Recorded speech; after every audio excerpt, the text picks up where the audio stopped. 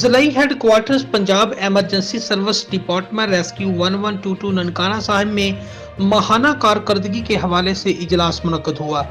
جس کی صدارت district emergency officer rescue 1122 Muhammad Akram Pawar نے کی۔ اجلاس میں rescue safety officer Ali Imran, rescue safety officer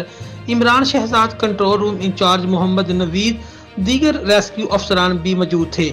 اجلاس میں کنٹرول روم انچارج محمد نوید نے ڈسٹرکٹ ایمرجنسی آفیسر محمد اکرم پوار کو بریفنگ دیتے ہوئے بتایا کہ Punjab emergency service department rescue 1122 Nankana صاحب کو ماہ جنوری میں 7181 کالز موصول ہوئیں، جن میں 1869 ایمرجنسی کالز تھیں۔ 1869 موصول ہونے والی ایمرجنسی کالز میں سے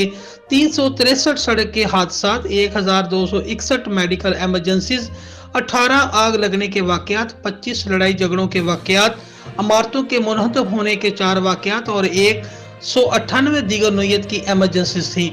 کنٹرول روم انچارج محمد نوید نے مزید بتایا کہ ریسکیو 1122 ننکانہ صاحب نے اوسطاً 7 منٹ کا ریسپانس ٹائم برقرار رکھتے ہوئے 1869 ایمرجنسیز میں 1824 متاثرین کو ریسکیو کیا، جن میں 187 زخمیوں کو موقع پر طبی امداد دی، جبکہ 1563 متاثرین کو طبی امداد دینے کے بعد مختلف ہسپتالوں میں منتقل کر دیا